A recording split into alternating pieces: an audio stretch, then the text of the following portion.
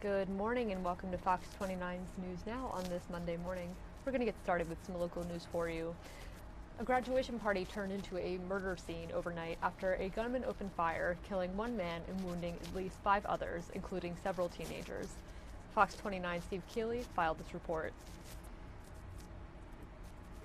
One of the reasons that I'm here now is try to get my brain around, how many shootings there were, from Friday to this morning. Father's Day weekend was the mother of all mayhem.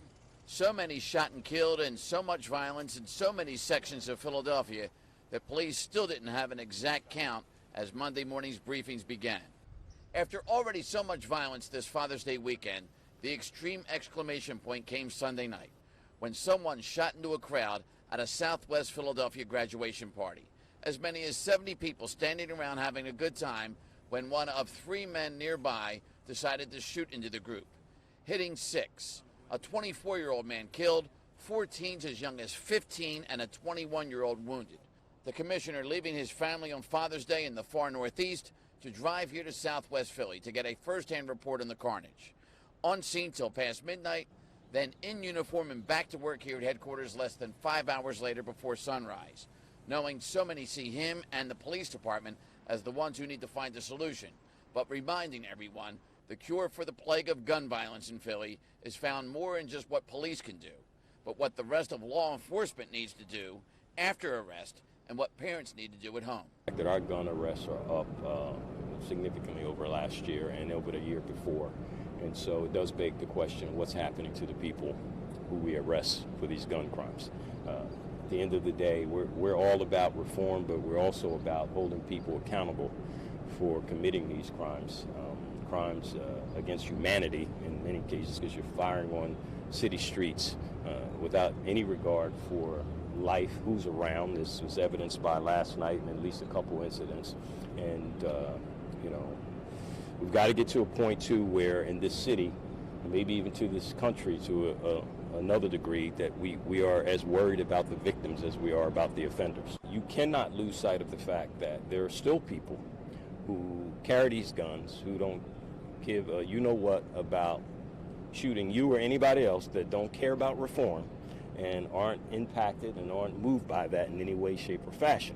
And so those are the people, those people who demonstrate a propensity for violence, that we have to get off the streets. And you have to understand that people who would carry these guns, you can't allow them to have an out simply by saying they're afraid to traverse the streets, because then what happens, these young guys then resort to using them. And what may be a surprise to many, arrests for shootings in Philly are way up this year. So why then, if there are more arrests, why more murders and more mayhem still? If you just wait for the police department to make this improvement, whether it be locally or nationally, then we are all sadly mistaken. It has to start in a lot of places. It has to start at home. People have to talk to their kids. They have to go back to some old school ways of making sure young kids don't have guns that they have no business having. Even talking to younger people who are, when you want to tell them, look, this is not the way you deal with situations. There's nothing good that's going to come of it. This subculture of retaliation is something that we've been dealing with for a lot of years, and it just seems to continue on and on and on and on. And sadly, the only remedy that some people think exists is the police department. At police headquarters, Steve Keeley, Fox 29 News.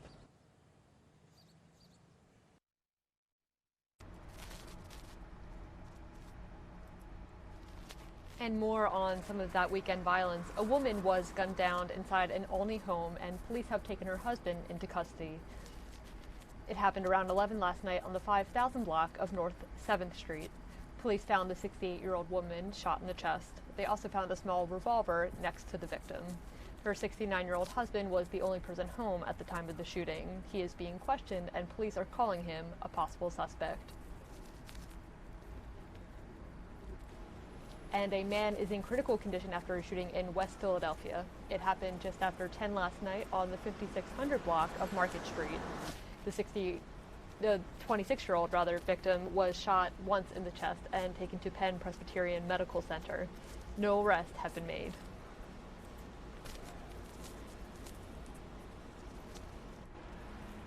And this morning, community activists are speaking out about the violent Father's Day weekend.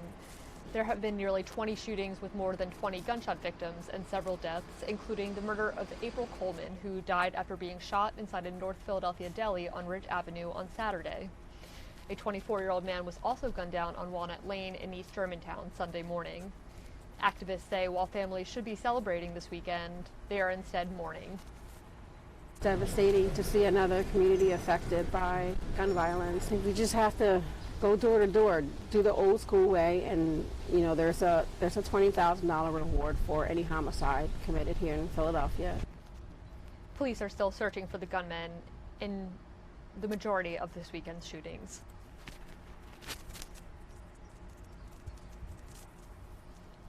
And in Atlantic County today, after allegedly assaulting his girlfriend at the Golden Nugget in Atlantic City, Phillies outfielder Odubel Herrera will appear in court this afternoon. He's facing domestic violence charges stemming from his Memorial Day arrest. Lauren Johnson filed this report.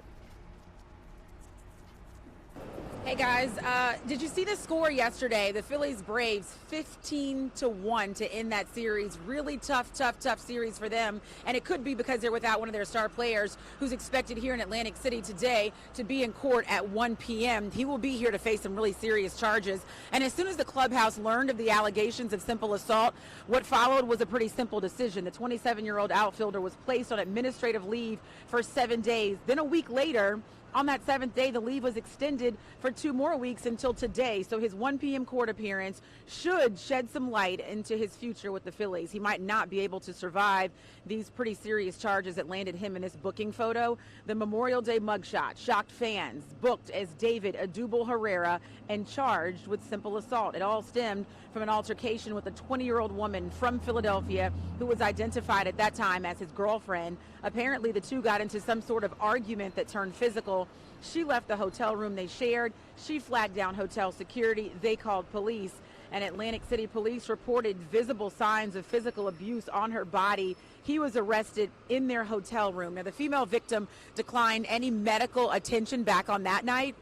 Herrera was released with a summons to report back here on this date. So 1 p.m. is when he's expected to stand before a judge to face the simple assault charges. And at that time, I guess, guys, we'll find out more about his future with the Phillies.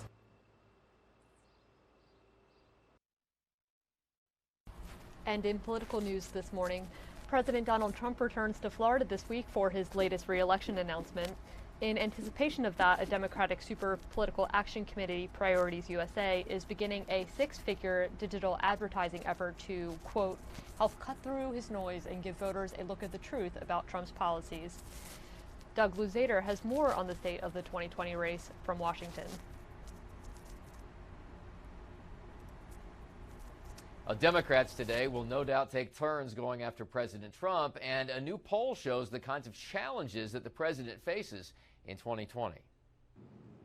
It was tough to get a glimpse of President Trump yesterday as his motorcade returned to the White House from playing golf, but he is gearing up this week to announce his re-election campaign. And just like back in 2015 when he made his now famous escalator ride in Trump Tower to announce his bid, he is an underdog. A new Fox News poll shows that just about every top-tier Democratic candidate is either ahead of him or within the margin of error, even if he has been dismissive of the entire field. Everybody knows Joe doesn't have it. Now I see that Pocahontas is doing better. I would love to run against her, frankly. I see that Bernie Sanders is not doing well at all. And there have been some changes for Democrats. Frontrunner Joe Biden's lead has narrowed, but just a bit. And Bernie Sanders has dropped some 10 points since March. Well, I explained it in the sense that polls go up and polls go down. But the other part of the poll, if I heard you correctly, Chris, is that I am beating President Trump fairly decisively, which is consistent with all of the polling that I have seen. On the rise is Elizabeth Warren, but there are likely to be plenty of changes ahead as the gloves begin to come off. And today, 10 Democratic candidates are expected to face off at the Poor People's Campaign Forum here in Washington. But the biggest gathering is going to take place next week in Miami for the first Democratic presidential debate. In Washington, Doug Luzader, Fox News.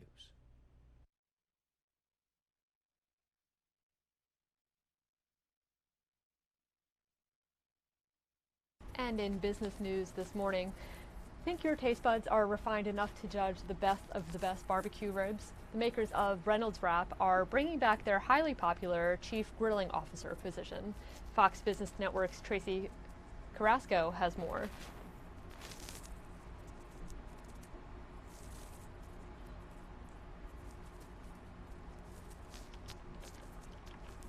Keep those coming because the Reynolds Wrap company, you know, the aluminum foil and all that, they have a job for you. So they're searching for the best barbecue in the country, Tracy, and they're paying someone for this? Yep. Yep, that is right. They're looking for the best barbecue in the country. They're looking for a chief grilling officer to try and find the best barbecue.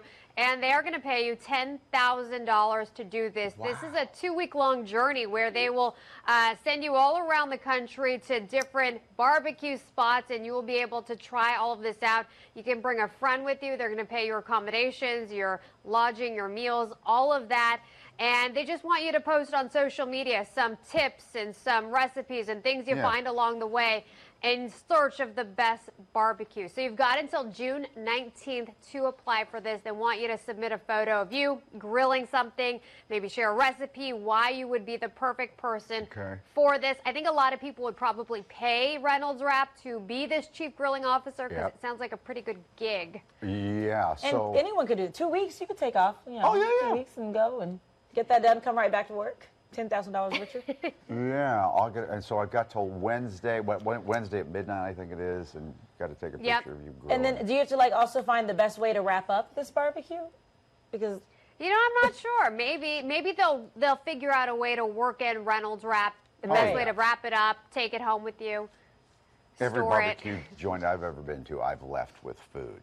In Reynolds Wrap? Oh, probably. It's normally wrapped in something. Who else makes foil? I thought they usually come in the styrofoam little boxes. Well, there's, you know, I'd rather have it in. But you're right. Sometimes they put the foil in it, too. Yeah. And then, I mean, it's pretty gimmicky, but still, we talked about it. Yeah, it works. We're here talking about it. So, Tracy, what's your dream job? My dream job, I think I'd like to travel around the world and stay in different hotels to find the best hotels in every country, every city. Okay. Or maybe the best desserts at every restaurant in the country. That would be a good one. Specific, yeah. Just a dessert tester. Just the dessert. Wow, I like that. Give me your best. Okay. You know, you could run across the street to Condé Nast because that's actually a job. People just travel around and rate hotels. Isn't that great? Sounds like amazing. Sounds like a great gig. Yeah. Well, you have a pretty good job now. You certainly That is true. do it well. I can't complain. All right. Thanks, Tracy. Bye, Trace. We'll see you tomorrow.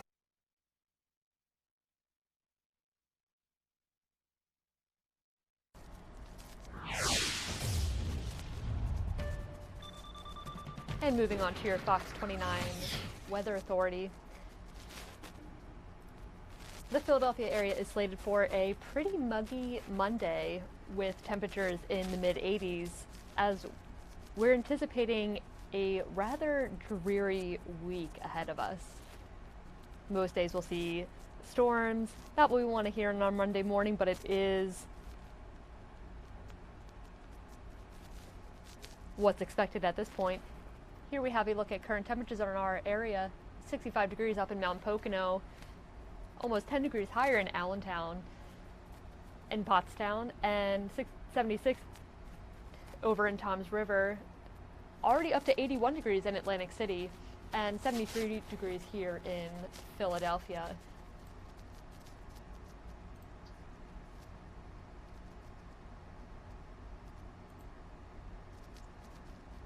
This is Mr. Squad.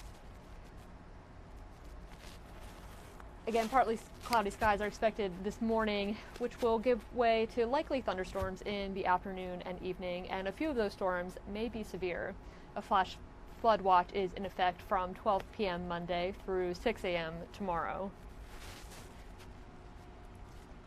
And looking ahead to your 7-day forecast, again, showers and storms expected today and tomorrow, and Wednesday and Thursday, and likely Friday as well. Less of a storm chance there and more rainfall, but the weekend is looking mostly sunny at this point, so that may be our saving grace as we trudge through this rather rainy, stormy week ahead. And don't forget to download the Fox 29 Weather Authority app to have the latest forecast right at your fingertips.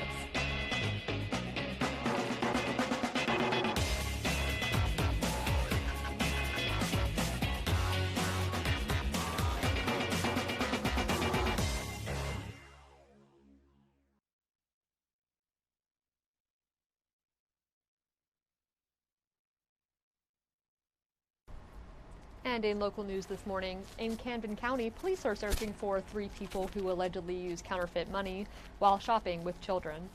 Police say the group used 2 phony $100 bills to buy bottles of wine at Valenzano Wine at the Berlin Farmers Market. The store managers believe the group was a family, a grandfather, father, pregnant mother, and 2 children.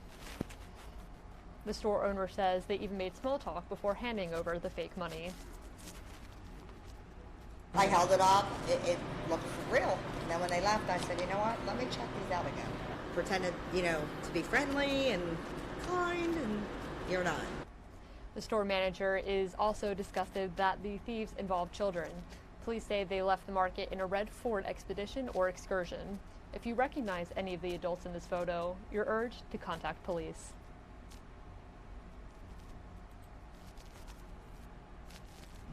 And it was quite a scene in Torresdale after a car crashed into a laundromat. It happened at the corner of Frankfurt and Morrill Avenue just before 4 p.m. yesterday. You can see a hole in the front of the building and damage to the car's front end. Fortunately, no one was injured.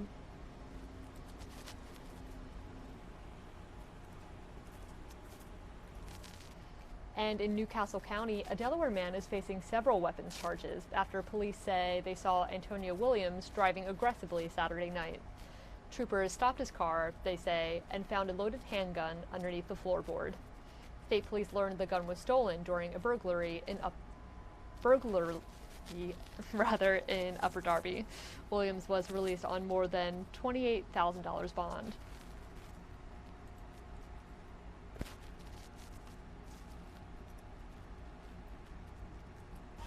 And in Cape May County, 2 people are in the hospital after a massive fire in Sea Isle City.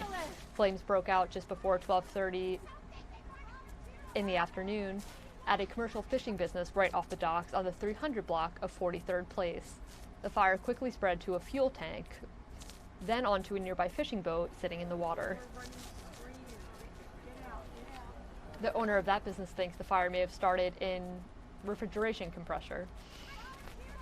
Some say it took too long for Sea Isle City firefighters to get to the scene, even though the main fire station is right down the street.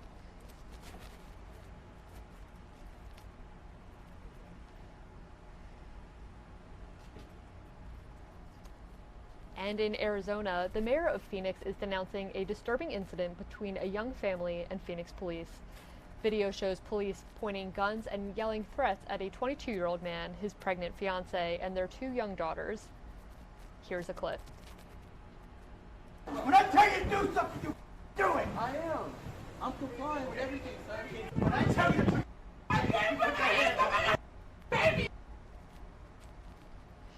The family says it all started when one of their girls, unbeknownst to them, stole a doll from the family dollar store.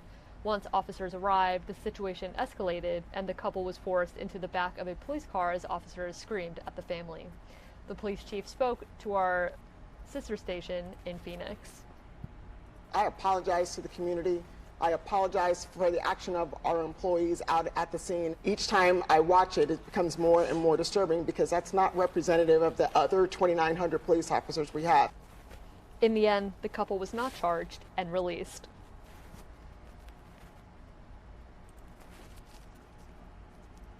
And happening today, it is time to make a summer splash. The city is launching its summer swim season for Philadelphia public pools. Mayor Jim Kenney and former Phillies player Mike Schmidt will host a kickoff event at the newly restored Bridesburg Recreational Center pool in Bridesburg. The pool recently underwent a $3.7 million renovation and is reopening today at 2:30. More than 100 campers will jump into the newly restored pool to kick off the summer season.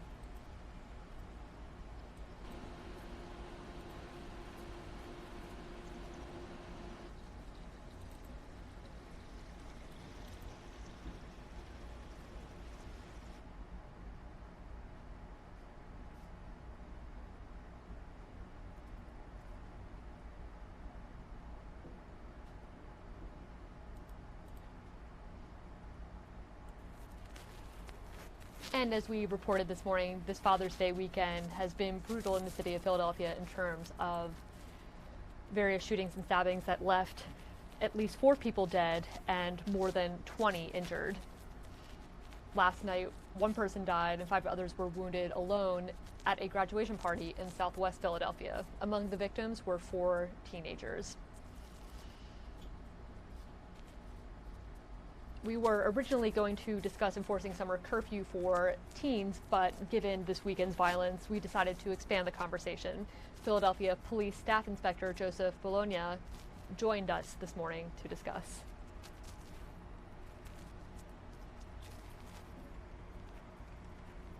What a weekend we had. This Father's Day weekend has been brutal in the city of Philadelphia. Last night, 1 person died and 5 others were wounded after somebody opened fire into a group of about 70 people at a graduation party in Southwest Philly at a park. Among the victims, 4 teenagers. So we originally were going to discuss enforcing summer curfew for teens now that school is out, but after hearing about this weekend's violence and all that's gone on over the past 48 hours, we felt like that's just one aspect of it. We probably should expand the conversation. So we have Philadelphia Police Staff Inspector Joseph Bologna this morning to talk with us. Good morning. Inspector, thank you for having me. Because you said you haven't seen it this bad when it comes to the shootings that we've witnessed so far this year. Yeah, this weekend was horrendous. I mean, it was tragic. We have, folks that lost their lives, their families are suffering. We have our detectives working around the clock to bring some closure, and we're going to keep doing what we do, protecting the city, the citizens of the city, and we'll use every strategy to do that. How long have you been on the force? I'm working into my 30th year. 30th year, and this is the worst you've seen it. Well, this weekend. This weekend, yeah. This weekend was every time my phone was going off. It was we had another shooting. Close to 20 incidences, right, of shootings? Yeah, I believe it. There's not official statistic, but we had like 16 incidents with approximately 26 people being shot, and 4 passed. My God. Well, solutions. I mean, everybody has an opinion, but let's talk about the curfew solution. Do curfews work? Well, that's one part of our strategy. Yeah. And the way we look at it, it's a prevention strategy. We want the community to call us when they believe that we might have some young folks past the curfew. It gives us an opportunity to just see what's going on, to prevent things from happening. We don't want some of our young folks making bad decisions. Right. And let's go over the curfew then. So for during the week, what's the curfew for our teens? Well, if you're 13 and older, it's at 10:30 and it's 12 midnight on the weekends. Okay. And the weekend being Friday and Saturday. And then 13 and younger. Right. It's 9:30 and 10:30. Okay. And then if someone does see some kids out past curfew, what happens when you guys show up on the scene? Well, we'll get a radio call, of course. We'll go there and we'll investigate. And we'd like to use that for us to interact with these young folks, to make sure they're okay, prevent them from making bad decisions. You find them? Yeah, what's the punishment? Well, there could be. There could be a fine, community service involved. We could find the parents. And if they're in and around a business, knowingly, the business people, knowing our young folks are out after curfew, they could be fined as well. Up to including their business privilege license being taken. I've talked to some officers, especially this weekend, about it. It does seem that crime does go down during those hours of curfew. I guess it would make sense. Right. Have you seen that? Well, like I said, that's one of our strategies. Because the problem is not all of these shootings happen at night. Or some of these incidents, we see them in the afternoon. It seems like there's no set time when it happens. Yeah, I mean, it looks like, we have some shootings that they're very random in times. So we're going to be very prevalent throughout the course of our tours with a layered deployment strategy. People always bring up parents need to be more accountable. I mean, I don't know what the answer is. Well, see, that's one of the things, Mike, when we talk about curfews. We get an opportunity to interact with these folks, get their phones. Sometimes one of the most basic things we can do is call a parent. Do you know where your child is? Yeah. You know, and then we need the community to help us. We can't be everywhere. We try. Lord knows we try. We are committed to this city, but we need everybody's help. When nobody knows their community better than the people that live there. They know what's out of order. They know it don't look right. Give us a call. Let us investigate. The worst case scenario is it gives us an opportunity to interact with folks to find out what's going on. And when you mentioned, though, we said layered deployment strategy, does that mean having more officers or areas overlap?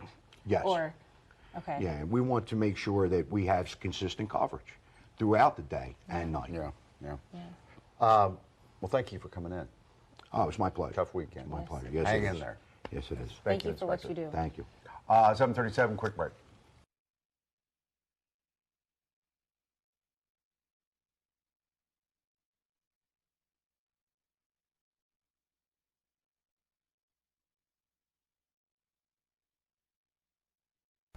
And more on Good Day this morning.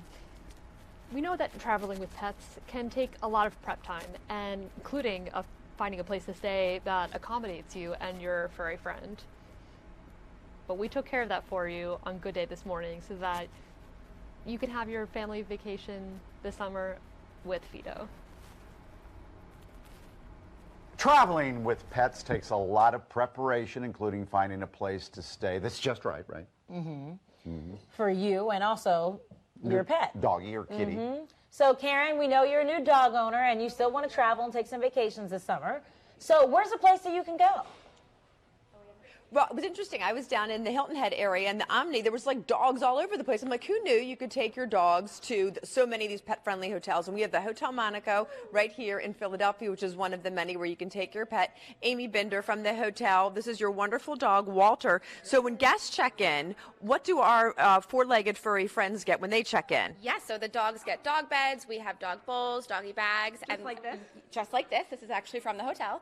And there's always dog treats at the front desk, so people can stop down, say hello. You want to have a little treat there, buddy? I think Walter needs a little treat there. We'll get you one. And this is the actual beds that they get when they check? Correct, the actual beds they get, the actual bowls, and those are actually the treats from the front desk. They make them in-house. How many dogs do you get? What made you want to be involved with having our furry friends as well? Any given week, it could be 1, it could be 20, it could be 30. We don't turn any animal away as long as they can fit through the doors. That can be a big dog, just shy of Clifford. So we also have a doctor here because there's a lot of things we want to know, a veterinarian. Doctor, thank you much for joining us this morning. This is Roxanne. So before we travel with our pets, let's start with if we're going to be driving. What should we be doing with our pets if we're going to throw them in a car and go to a hotel? Well, first of all, you want to make sure that they're properly identified, that they have something on their collar or ideally a microchip, so that if they happen to get away, that you can be contacted. You also want to make sure that they have all their paperwork, rabies certificate, and that where they're going is pet friendly, like this hotel. So yeah. And there's a list of all the different hotels that you can Google and find out. Now, how about for the car? You recommend them being in a harness and not just going around loose? Yeah, ideally they should have something that secures them in place so that they're not walking around, and that they have a comfy little bed, maybe something to occupy themselves with, like a little bone or something like that. Now, how about if we're going to fly? Because a lot of times they're not going to go with you in the regular cabin. They're going to go underneath. What do we need to know in that event? So you want to contact the airline, make sure that they have anything that they need as far as, again, paperwork. The USDA does require certain paperwork, so you want to see your veterinarian about that. Generally, we don't sedate animals that are going down into the cargo area because there's nobody there to watch them. We want to make sure that their blood pressure is normal and that they're able to handle the flight. And you should put a water bowl in there because they won't have water for a number of hours if they're in there as well. And also certain breeds shouldn't fly at all because they have short noses. Correct. Yeah, that can present a problem as far as breathing goes. There are unfortunate accidents with dogs like pugs and French bulldogs. Some airlines won't even carry them, so you want to make sure that the airline will carry your breed of pet. What's the best advice for traveling with your pets? Do you do it? I do. We mostly travel in the car. We don't fly with them. So just making sure that they have food and water, that you make plenty of pit stops. That's important. I hear you on that one. Yes, we travel with our dogs. Doctor, thank you. Hotel Monica, thank you. Walter, the amazing cute dog, and Roxanne, and then this little one that I showed you before, which is so cute and so tiny, little Poppy. Thank you guys so much. Look at how cute. I'm so in love, guys. Oh, Look at that. Adorable. Yeah, he's cute. Right? Yeah. And little. So I was FaceTiming with my granddaughter yesterday, Teddy, and she goes, Papa Mike, look. Pan over in the car, in a box, 2 kitties. 2? I thought one was like they were saying no Oh, to. no. They're in a litter, so she wanted to have friends. I mean, That's true. brother and sister or whatever. I had that growing up, 2 cats. 2 cats? Mhm. So then Jack hears about this, the grandson in Denver, and he wants kittens. So they went out, my other daughter went out to a shelter, and they got 2 cats as well. So now you have 4 cats total. 4 cats in the family. What? And chicken? Yeah, what happened to the chicken? No, I don't think the chickens are there anymore. Oh, what happened? Are they okay? Did they have? They're just sleeping. What was for dinner?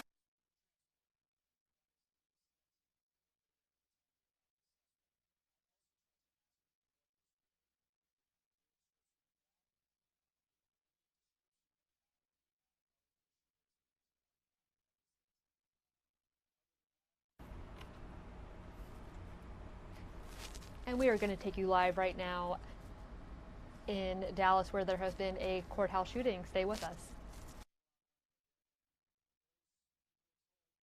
Photographer David Tafoya, that there was a bullet fragment there. And so they were kind of standing around looking at that. Investigators are moving over toward that to get that area cleared away so they could examine that physical evidence. At the same time, that DPD was putting up crime scene tape that you see in the distance there. So that was the original perimeter, and now we have been pushed back to sort of a 2-block radius, really, around the Earl Cabell building. So that's where we are right now, and we just don't see any element of urgency right now. As I mentioned, a lot of those Dallas police officers who had the high-powered rifles initially that were kind of stationed in front of the Earl Cabell building are gone. They are no longer there. A lot of the witnesses are trying to figure out how they're going to get their cars out of the parking lots here. But other than that, things generally, at least on the perimeter, have returned to normal.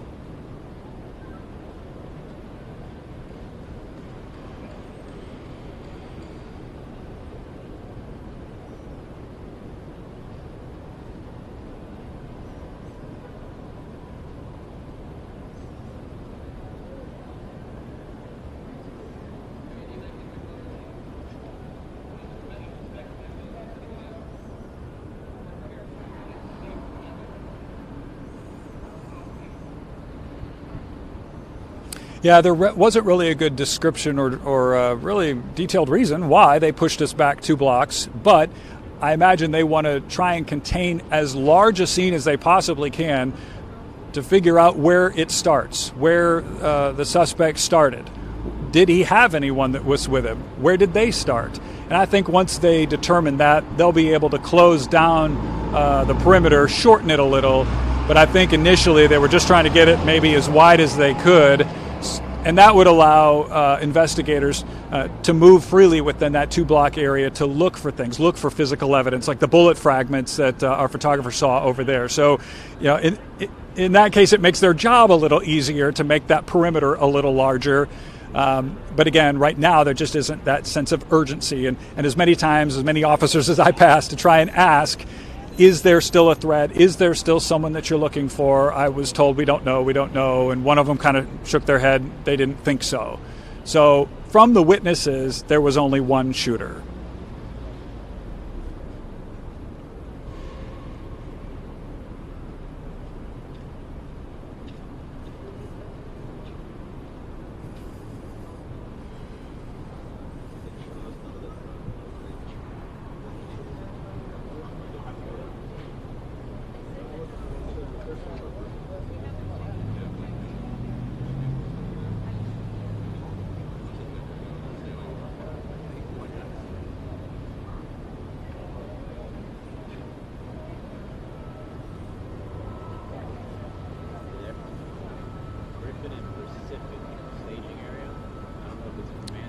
Griffin and Pacific. Is it the media staging area? Yes, so I don't know if that means there could be a command center there.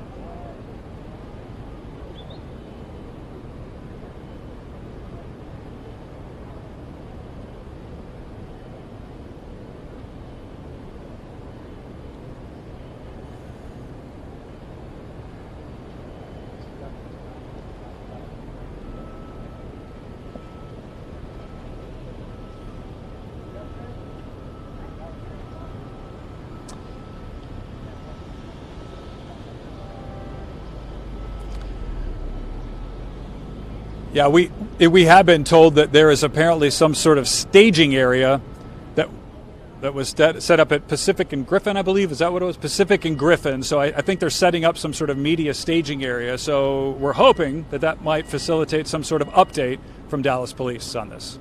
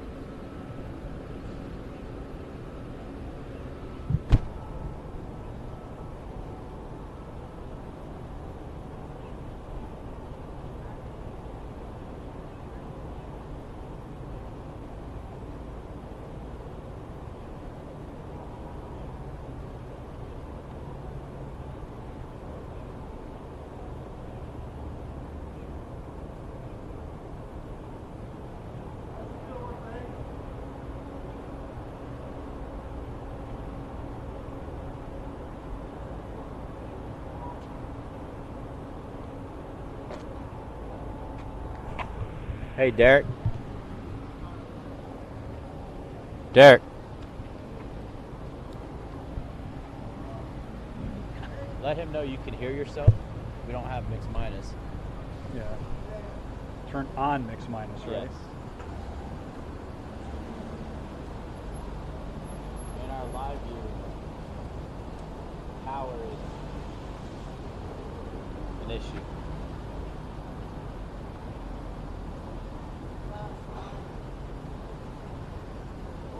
We probably don't have 20 minutes left of power on that live view.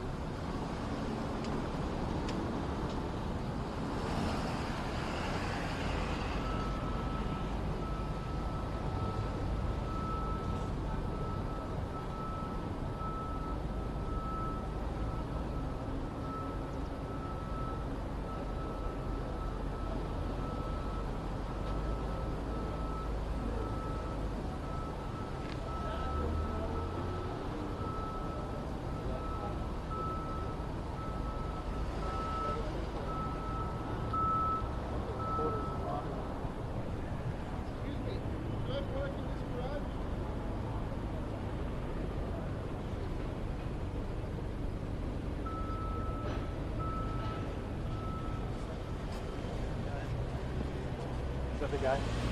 I don't know. Supposed to meet us? He has to park in the garage.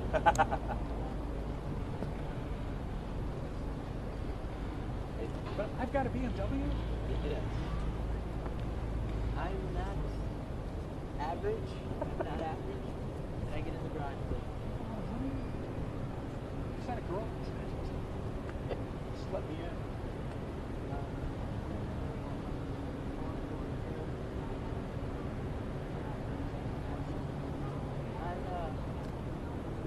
I'm not at work, and a lot of people usually are, so I got a lot of money. That's perfect. So big.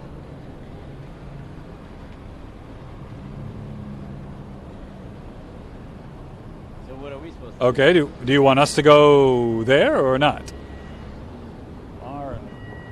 Lamar and what?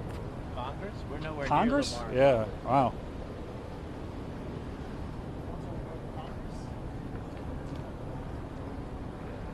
We're nowhere near Lamar and Congress. I think they still want us to wait till they do get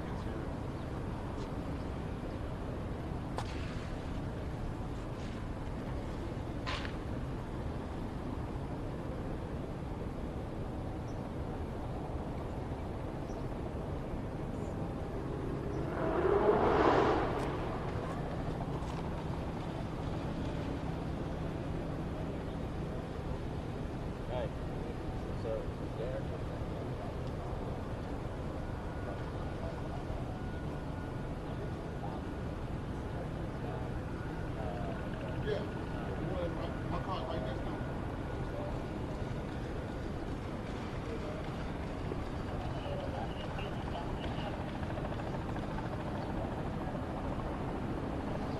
Yeah.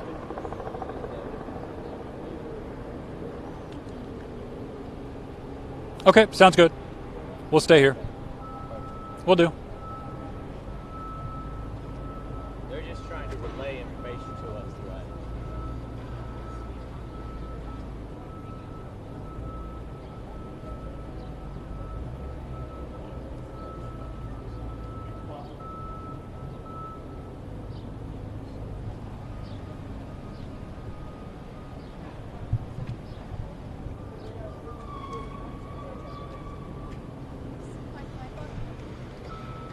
Yeah, we'll do.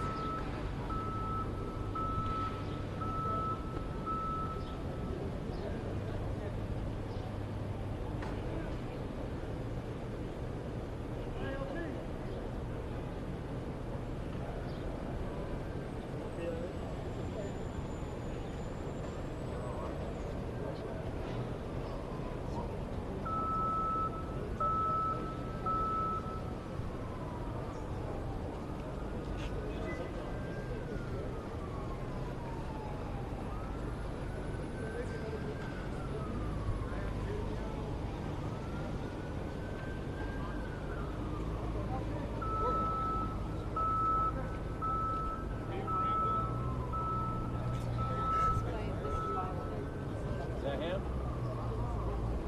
Is that him? Oh, I have no idea. Yeah. Come to us.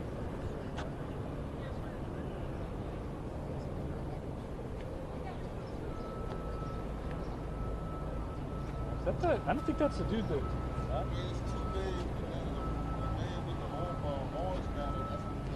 That's all right. I don't think so. I think that's his PD. Yeah, I think they're just taking his input. Lane Brown? Oh, okay. He came from inside the perimeter. I wonder if he was in the. Oh, he was in the building. Okay, yeah.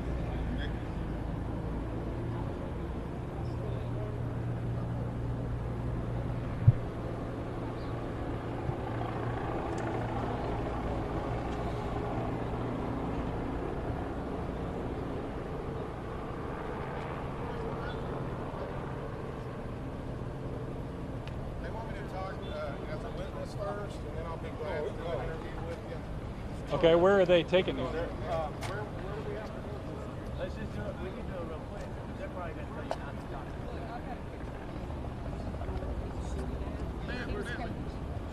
See, I'm a criminal attorney, so I'm gonna go with them just because I think you want to talk. You're Lane, right? Lane. Okay. sounds Okay. good. saw pretty much everything once I heard the gunshot. The guy that you saw in the tactical gear, Yeah. that was the shooter? Yeah, that was the only shooter.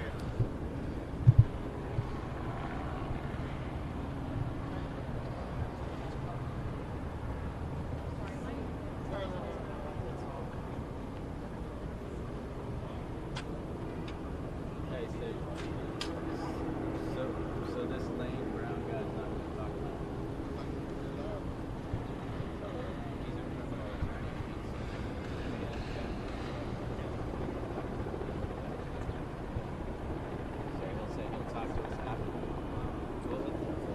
All right, D-Control, can you hear me?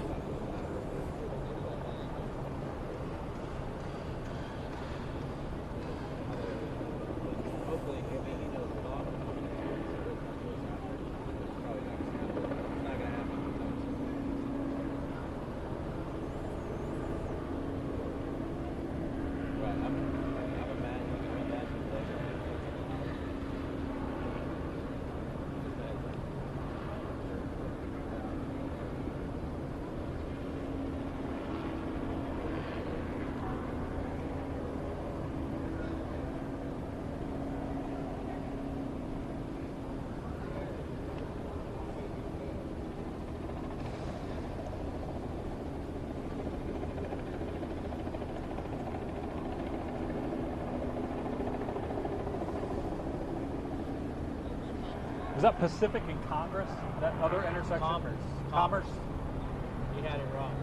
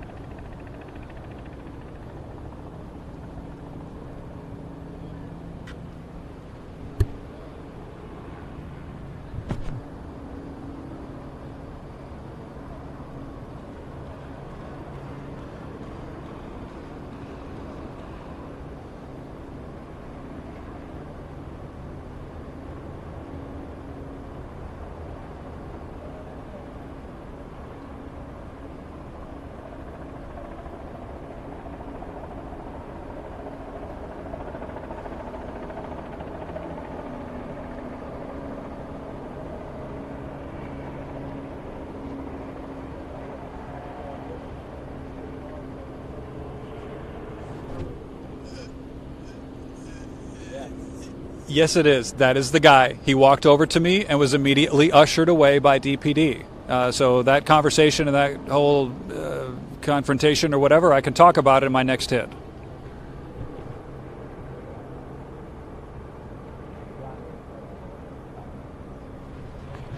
Sure am.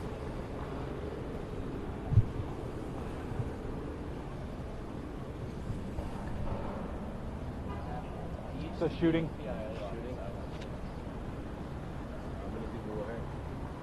The shooter.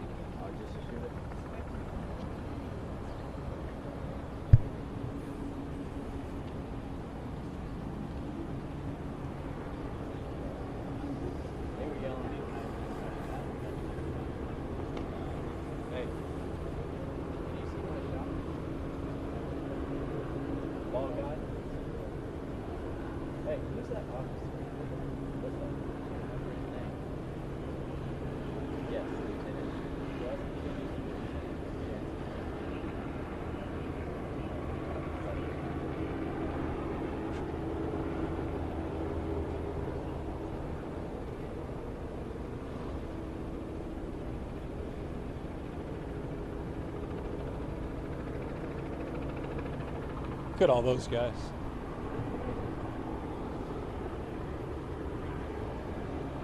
They all just walked into that garage. I wish they would have come out. Huh? I wish they would have come out to us for that. How many were there? Like 6 or 7? Yeah. Some of them in tactical gear. Huh? Some of them were in tactical gear.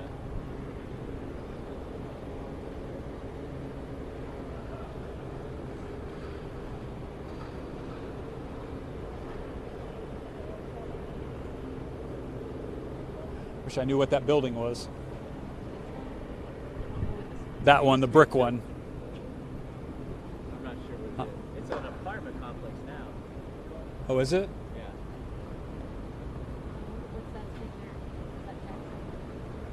Yeah.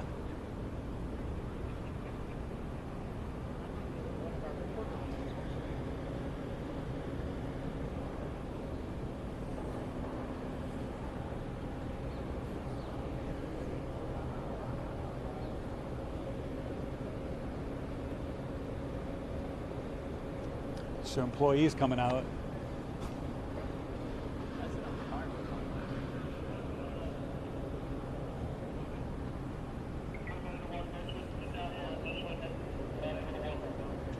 Yeah, guys, and I don't know if we can go to this ground shot here from our camera, but what you're looking at appears to be some of the residents inside this apartment building who are now coming out from the garage that is on the bottom floor there. Just before they came out, literally 2 minutes before they came out, we saw about 6 or 7 tactical officers, DPD officers, a couple of them in tactical gear, first gather at that entrance to the garage and then walk in the building there. So now you're seeing some of these folks come on out of that building. Now, we told you earlier about the gentleman, Lane Brown, who shared that video with us, and we want to show him to you. He is right there, but he is not allowed to talk to us. He walked over to us, wanted to share his account of this shooting, and was quickly ushered away by 2 or 3 Dallas police officers who told him in no uncertain terms, let's please share that information with investigators before you share it with the media.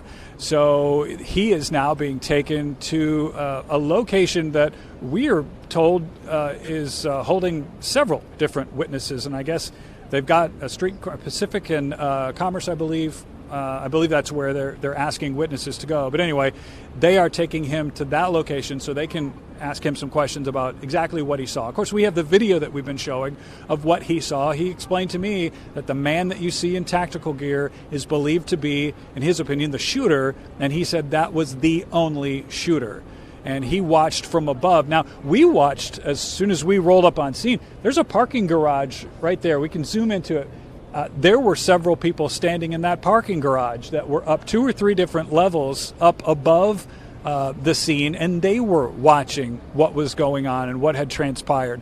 And again, just through a witness, telling me this sort of secondhand that this man walked to the corner of the building, started firing rapid succession shots, and then turned toward the entrance of the federal building and started firing shots at the entrance.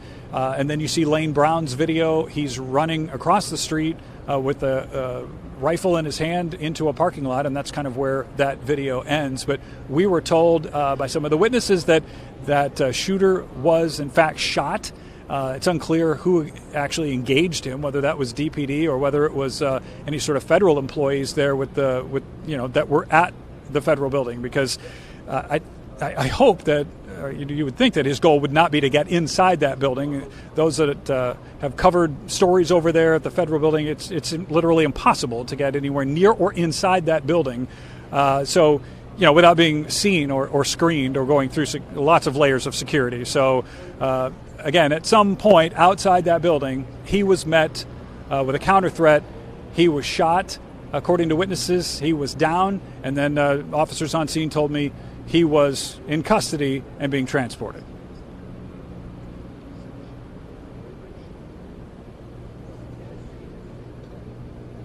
Right, yeah, No, they didn't elaborate on that. The only thing they were able to tell us is that he was in fact injured, and the witnesses say he was shot, and then he was transported to the hospital. They didn't tell me what hospital, but that he was transported. So seemingly he had some medical care given to him at some point and was en route to the hospital. So we've got things that, at least along the perimeter here, seem very normal. Pedestrians walking up and down the sidewalks using cell phones just a lot of things that would normally happen around this area. And again, that's kind of what was going on when we first rolled up on the scene. Lots of folks walking to and from the parking lot, really kind of just asking questions. Hey, what happened? What's going on? Why are they putting crime scene tape up around this parking lot? So as things started to develop, more officers started showing up, and they started, again, expanding that perimeter. And you see DPD now kind of instructing some of these apartment residents, I guess, that are coming out of this building here to make their way outside of this perimeter.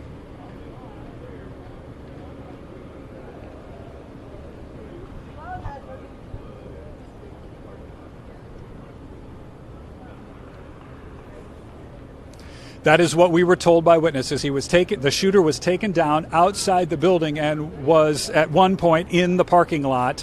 And then when I asked officers, they said, well, he has since been transported.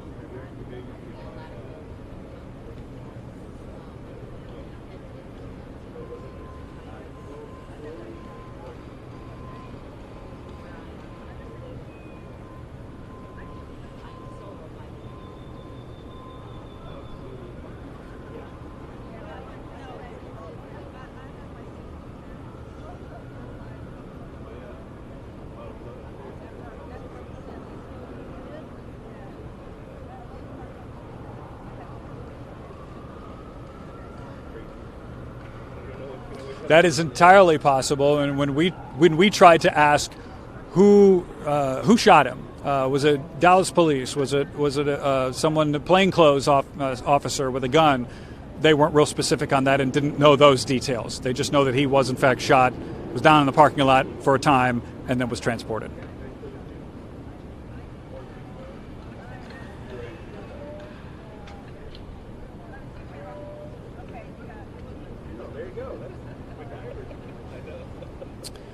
No, so far we've seen them evacuate this apartment building, but obviously they have evacuated the parking garages that are around here as well, and there were plenty of people in the parking lots that border the Earl Cabell building that were asked to leave as well. And a lot of people, when we first arrived, were congregating in several sections of the parking lot, corners inside where they could kind of get a view of what had happened. They have all been asked to leave. They were evacuated out of that parking area, and then again out of that parking garage that I pointed to earlier that sort of overlooks the scene. There were several people, probably, 5 or 6 people that are on different levels there at the edge, kind of looking down on the scene, watching everything transpire.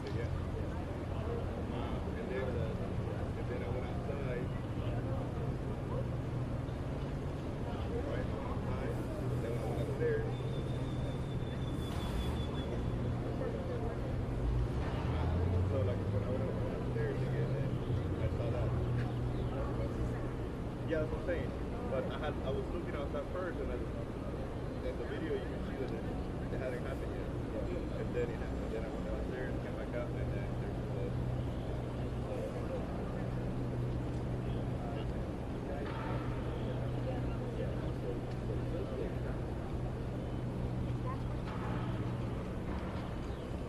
Yeah, that's what I'm saying. That's what I'm saying, but when I went upstairs, it hadn't happened yet.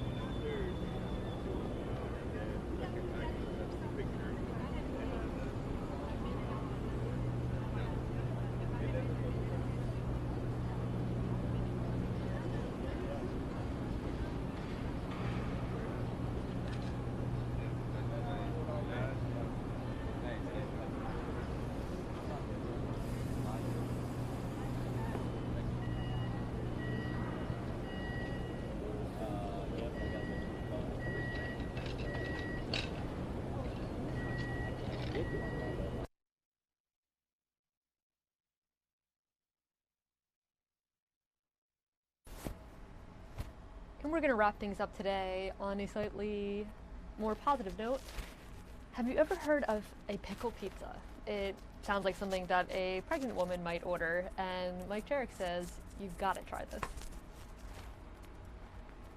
Pickle pizza. You got to try this. I have never tasted it, but it sounded so good. sounds something like maybe a pregnant woman would order, but pickle pizza. You don't have to be pregnant to like pickles. That's Just right. saying. It's kind of a big deal. Dan Morris, the managing partner over at Barrel Rosa, and Bill McCarty, you're managing the place, right? Sure. Yeah. Still over there. You guys have been there a long time at 10th and Walnut, right? 6 years now, yeah. 6 years. Wow. So good. When I lived in that area, I was in there 2 or 3 times a week. I Now, I'm believe gonna come it. back. All right. They so have you to come back. Came back for it's pizza with pickles all over the top of it. I've never heard of it. The Philly Dilly. So something we Makes just started. sense. All right. So you Now, start. what kind of? I'm assuming just dill pickles, or the different kinds, or Dill. or Okay. else it wouldn't be the dilly. very nice. Philly Dilly. Of course, it starts with dough. Of course. And then, what, 6 ingredients? That's Correct. about it. Yeah, we're doing brushing the dough a little bit with some garlic oil. We also have some fresh garlic on there. Mozzarella Asiago. Cook that off, top it with pickles. So how wide is this gonna get? You want to catch it? Let's go. No, I don't want to catch it. No, he's gonna drop We it. got one shot at this. Right. You still guys have that 6,000 degree oven where you cook a margarita pizza in 1 minute? And one, it's hot. Wow. Yeah. Gets up to about 800. There's the oil, right? Brush a little roasted garlic, olive oil. I'm so sorry that we don't have a cutting board or something. I know. A piece of It's marble. all right. It's all right. Oh my God. Roasted garlic. You can take a bath in this stuff. It's so good. Really? Smell that. Can you imagine? Well, It does smell good. you never date again. You know what I'm saying? Yeah, who wants to smell like garlic? Well, Okay. you know, it's delicious. You wouldn't have to worry about vampires. Well, that's true. Are you worried about vampires? I never really think about it. He won't be after this pizza yet. The mozzarella, you want to get all the way to the edge because nobody likes crust. So we put our cheese all What? the way No one to the likes top. crust. I like crust. Who likes crust? I'm pathetic. I'll let a pizza like sit out and I'll eat the crust the next morning. Right. I don't know about all that now. That's toast. I want John chip. Yeah, I guess this is toast. I chipped a tooth. And then we go right here with the Alright. pickles. We have the oven, but the magic television. And then And there voila. it is. There's the All right. finished product. Now, what do you put on top? What is that? This is a great sauce. This is our garlic parm sauce. So a little bit of red pepper flakes in there, some garlic, parmesan, white pepper, black pepper. Top that all up on there and then serve it out. Here we go. We're You gonna gotta try this. Mike. Let's go. Let's do this, man. Here, you want to get the other side? Have any other places started with? I've never seen a pickle pizza. I've seen it before and all around in different states, different really? areas, but nobody's really done it in Philadelphia. So this is our take on it. Tried a bunch of different recipes. This is the one that Oh that my worked. God, I love it. It's fantastic. Mm-hmm. But I'm a big pickle fan. Cheers. Me too. I'll just eat It's pickles good. by themselves. Is it weird that kind of gives me hoagie vibes a little bit? A little bit, yeah. With it. I love it. I love it. We were just down at Pizza Fest at the Navy Yard. We were a big hit with it, so we're gonna keep it going. Was that a great event or what? The weather was fantastic. The Navy Yard was covered as far as you could see with pizza, different pizza 4,000 ideas. people. It's 4,000 people. Yeah. Why Yeah. wouldn't you? Second annual next year, hopefully. Isn't it obviously. delicious? It's delicious. I love it. Now, this is on the menu now, so people... It is. Okay. Yep. Perfect. Delicious. Yeah. Delicious. I'm going to have to Yeah, come see and what I get did some there? more of this. You see what I did there? Oh, yeah, yeah. Mhm. All right.